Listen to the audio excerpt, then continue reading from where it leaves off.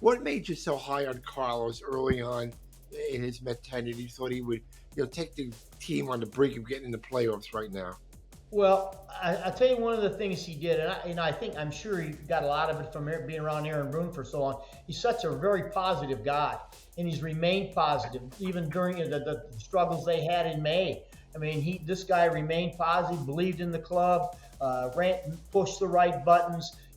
Did all the strategy was great, and handled his bullpen with all of the things what they're going through today. Jay, as I mean, you're getting 5 innings out of your starter, and you've got to manipulate another 4 innings out of your bullpen, that's what in my opinion, the job he did is what got them back in the race in June when they had a great June. So, but in my conversations with him, he's always been upfront. He's honest. He's accountable for what's going on. He takes responsibility for his decisions, and I respect that. I think he's done a great job.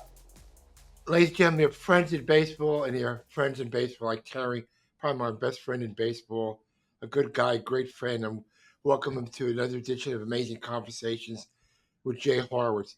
Terry, one thing I remember about you. Well, it's a pleasure to be on it, Jay. It's good to see you. I love talking to you. I love our conversations, and we're going to talk. Hopefully, we can talk the Mets into the playoffs. I hope so, Terry. In my back and forth with you, you always ran outside, did the machine, did the workouts. But on September 29th, you're running a very special race, the Tunnels to Towers Foundation run from the Brooklyn Battery tunnels to where the towers were, the new towers, in honor of Stephen Siller, a fireman who lost his life on 9/11. Why don't you fill the people in on what this run really is about? Yeah, I do this podcast I had, Jay, that I started, and Tunnel of Towers came and they helped sponsor the podcast. And through my conversations and different dealings with them, I have seen what they do as a foundation. I went to Bradenton, Florida, when they were starting out to put a veterans village up where they're building these homes, these smart homes for disabled vets and disabled first responders. And I was absolutely taken back by the number of people that were there, the support, and to see the look of the faces of some of these disabled vets that they're going to have a home to live in for as long as they need it. It's unbelievable. And I've kind of followed what's been going on. So I was talking with some people with Tunnel to Towers, and they were telling me about this race they had, and that the fact that it's the route that Stephen Siller took to the towers where he was killed. And I said, I want to be a part of that. So I'm going to go out. I've talked to Tunnel of Towers people, and they're excited to have me to do some interviews out there. I've only asked one thing, and that is not to be trampled by the firemen and the troops that are going to be there running it. Expect 45,000 people. So I'm going to get started, and then I'm going to hopefully get off to the side, and but just to be there to support everybody that's involved in what it means to all the first responders, all the soldiers, and basically the people of New York who went through a horrific experience at one time. I want to show that, there's people out there that got their backs.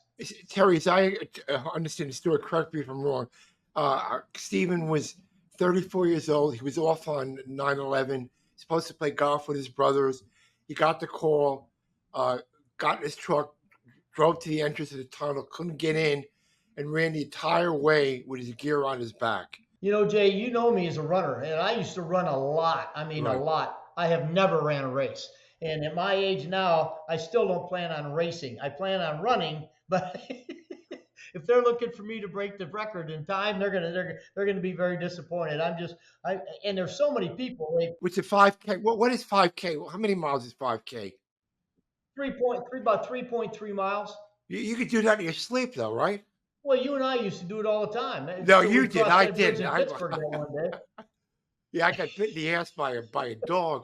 Do you remember the bridge in Pittsburgh? It was my younger day. I was running with Rob Drummerhauser, and I was going over the bridge and had my sweatpants on. All of a sudden, there was a big clop in my rear end. The German Shepherd bit my rear end. I had to go to the doctors to get a rabies shot.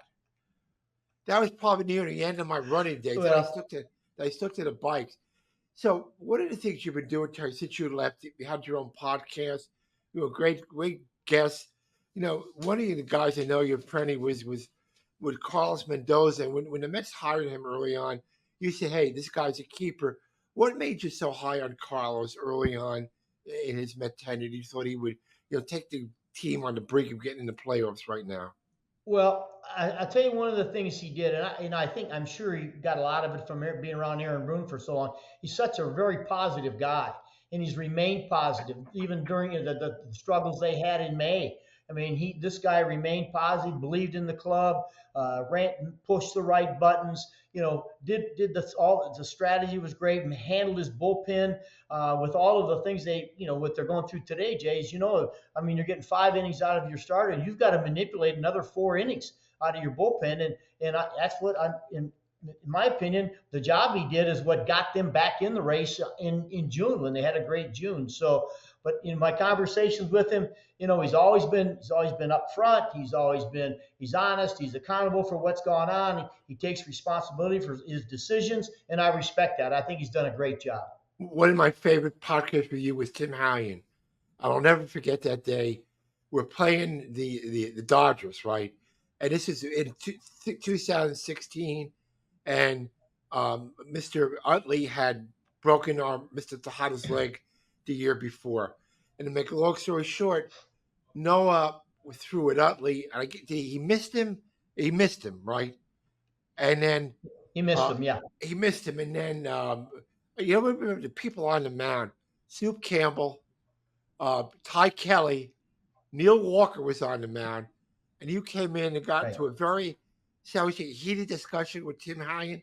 Was it hard for you to get him on the podcast? Jay, I've known Tom Hallion for years. I mean, I've known him, way before I got to New York. So when I called him, I asked him about possibly being on the show, and he said, absolutely. And I said, so where were you when this video hit the internet? And he said he was doing a game. He was still umpiring, came back after the game was over, and he said, my phone was lighting up with messages. And I said, well, I first heard about it. I got a phone call and said, have you seen what's on the internet? And so we kind of told stories about our experience of it all. And he told me, Jay, which I was very shocked about. He said, when you were microphoned as an umpire, that the league has like 24 hours to take clips out of it that they might want to use down the road and then destroy the rest of the tape. Well, 4 years later, this tape is still around and got out. And obviously, it's gone viral like crazy. And there's not a day that I don't meet somebody or someone that I still know today said, oh, by the way, I watched that tape last night because it makes me laugh every time I see it. So I might be the only guy who doesn't watch it very often if I can help it. And now we had Tom's favorite expression was, we have our ass. Was it a jackpot? What's the exact phrase? Yeah, our ass is in the jackpot. Yeah, that was great. I remember you were more popular that day than you were last year when you were the Mets manager. I mean, So tell me who you reminisce. I know you recently had on Noah. I guess you've been trying to counsel him, give him some advice, and stay with him. He's got a little hard times for Noah Syndergaard we're speaking about, and hopefully he can get back in baseball next year. You try to pep him up a little bit when you had him on, Terry? Yeah, I tried to, Jay. But, one of the things he said during the interview, which I really, really respected, was he said, I'm 32 years old and I've made, he said, I've, obviously had some issues. And he said, but I'm going to go out my way. And I respect that because, Jay, and you've been around this guy, I don't think I've ever been around anybody who works harder to get ready to pitch or keep himself ready to pitch than Noah Syndergaard. Matter of fact, it might have been one of the issues that caused him to get hurt because he keeps himself in such great shape that, he's so fit that, it might be a time for him to loosen up a little bit. But I respected the way he goes about things. He tells me today he spent the last year talking with various pitching coaches. He said to the point where now he's got some confusion, which we all know, sometimes there's too much information out there. And yet every day he's got a bag of balls and he goes out to a local park and he throws to keep his arm in shape. And I told him, I said, listen, you need to get back in the game. you still have something to contribute and put in the right spot in the right situation. I think Noah Syndergaard is going to make a comeback. And he said, well, I would love to return to New York. And I said, there can't be a better place for you to come than back to New York City. So I sure hope he gets that opportunity next year. He still lives in Dallas, right? In the Dallas area.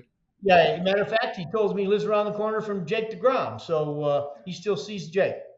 How were you able to make the adjustment with the media in New York? I mean, we didn't win. The last couple of years we got in the playoffs, but the writers loved you because you gave them the time of day. You didn't cut them off. You respected their jobs, and it coming from Houston and and California. It wasn't gigantic markets, but how did you adapt so easily to the New York market where when you left, I don't think there was one guy who had a bad word to say about you. Well, Jay, first of all, when I got the job here, I said to myself when I got hired and I hadn't even been to New York yet, I said to myself, I'm going to enjoy this job more than I did the other ones. I thought the other ones I was here, there, I always had to prove something. I wasn't a big star player even though I managed a long time in the minor leagues. I thought I had to prove myself. Secondly, I got involved with a guy named Jay Horwitz when I got to New York. Well, and Jay Horwitz helped me deal with the media. You taught me about what to expect from every guy, how important it was to budget my time because every one of these guys wanted that extra 2 minutes, Jay, no matter if it was after the 4:00 press conference during batting practice, and that you said you've got to figure out how to give them that 2 minutes. And I did. The other thing you told me is don't ever lie to them. And I never did. And so I never had to worry about what I said because it was the truth. It was how I felt.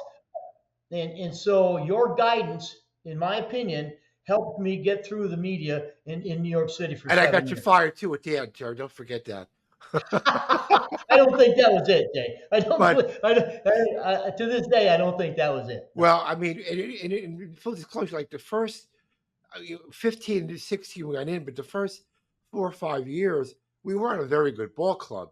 Moving into a new stadium, and the way you handled the media was no doubt in my mind helped deflect a lot of the criticism which your organization would have gotten the way you handle yourself. So you still have your hand in a little bit. You do shows for SNY, a couple of times a week. Do you still enjoy that part of it, Terry? To get on. Well, I like I love the game. I love the game, Jay, and so I like to be a part of it. I enjoy the guys at SNY. The producers are fun. I enjoy being out there and talking with Andy Martino and John. All the reporters I'm on with. They're a lot of fun. I enjoy that side of it. The travel stuff all the time. Anytime I come up, because I'm getting to the age where it's really hard. But I'd like to keep my finger in it if I can. So that's when I was talked into doing the podcast, it was something to do, and I've been able to talk to some guys I haven't talked to in a long time. But my time's coming to an end. It's been it'll be 8 years next year. It'll be since I managed. And I can't put 8 years. That's crazy. Yeah. So it's been a great ride. One of my picture of you, Terry, is after we swept the Cubs in Wrigley Field. It was you spritzing the fans would wine or something, and remember how happy you were that night. When I think the Cubs had beaten us like 9 of 10, 10 of 11, whatever the hell it was, and we went in and swept them. And when I always wondered what happened with the series if we had won that first game and we lose the game in extra innings, but that was one of my fondest memories. How happy you were and going back and forth with the fans and letting the fans partake in the celebration. Well, I've always respected the Mets fans, Jay, as you know, through the years. I mean, they are a very emotional group. They're so proud to be Mets fans. They've had ups and downs so hard. And so for us to finally get a chance to go to the World Series, kind of reinforced our thoughts as players and our respect for the fan base. So I wanted to have them be a part of it if I could. Got in trouble because I was spraying them with champagne and, there was younger kids in the stands, but, I wouldn't take it back for anything, but it was a special time. And when you've been in the game as long as I did and have never been to a World Series, that was a very, very emotional moment. And and I've told you this, but we won that on the day that my mother and father would have been celebrating I think their 62nd Wow. anniversary, wedding anniversary, and they had both passed away. And I knew they were looking down and being as happy as I was. Terry, two of the podcasts I enjoyed when he did one with the captain David Wright and with Daniel Murphy. I mean, what do you remember about those podcasts? Well, first of all, you know my feeling on David. There's nobody I respect more in the game. This guy was not only a superstar player, he was a superstar person. His respect for the game itself and how he played it, how he prepared for it, his respect for his teammates, his respect for his fans. As you know, Jay, there wasn't one person that came to community relations or the ticket people that, hey, I'll buy tickets, but I want to meet David Wright. And he took time out of his preparation Everyone. to shake hands with these guys. And that was his respect for the game. If you needed anybody to talk to the media, David Wright was the first guy there. When it comes to Daniel Murphy, my first year I came to the Mets as the field coordinator, Dan hurt his knee, as you know, the last day of spring training. And I spent all summer with Dan down here in Port St. Lucie as he was rehabbing that knee. And I saw this guy who was a true baseball player out every night watching the A club play. I'd go over there during the day, and the rookie league team was out there practicing at 10 in the morning, and Dan would have the ice bag on his knee out watching them practice. And I had such great respect for him because he was there only, and he always would, those young kids would come up, ask him questions, and he had time for everybody. So those two guys are very, very special in my time with the Mets. Terry, before we go one, reminisce. So after Johan throws his 134th pitch, fifth pitch, I remember walking down from the locker room to the press conference room, and you weren't elated. You were just relieved it was over, and that had been just a moment of anguish for you that time. The history never had a no-hitter before. You don't want to get your guy hurt, 134 pitches, and happy, sad. What do you remember about that night, Terry? I remember all of it, Jay. I mean, and you're absolutely right. I knew how important Johan was to the Mets. Our investment in him and who he was as a person, but my respect for him because of that. As I told you, my first year with the Mets, I was asked to watch the big club was on the road. Jerry Manuel was managing. He was gone. So he said, hey, would you take care of the pitchers staying back? And I watched Johan Santana during a drill one day, stop the drill and told the guys, hey, look, let's do it right and get off the field. We're not out here clowning around. Let's just do the drill right. And I had such respect for him after that. And so here he goes into this game. And, I knew he was coming off the injury issue. And yeah, after about the fifth inning, we had a lead, but I'm sitting there, especially in that seventh and eighth inning, hoping somebody got a hit so I could get this guy out to try to save him pitches. But I really felt in my heart, Jay, that he deserved and earned the right to try to finish that game, and that's why I left him in. Well, Terry, so let me go back to Sunday, the race. I mean, I think it's great you're bringing attention to the great cause. With 343 firefighters lost their lives on 9/11, and people that realized what Stephen Siller did, running through with his equipment to the tunnel and then passed away. I mean, does it make you feel good inside that you're going to help bring attention to such a worthwhile cause like this? It does, Jay. It means a lot. I come down here in Florida, and I work out at a gym here every day, and I work out with two FDNY guys who are now retired, who both of them were at ground zero during 9/11. One guy was living in New Jersey, couldn't get back in, jumped in an ambulance, came across the bridge, got to the towers, and lost his entire unit when the buildings collapsed. And I don't know how many guys he told me were part of his unit, lost them all. And so to listen to those stories and then to be a part of these guys and to watch what they've done, what the T2T Foundation has done to help the other first responders, whether firemen, policemen, sanitation workers, the troops, the soldiers that have gone off and took care of their wives today.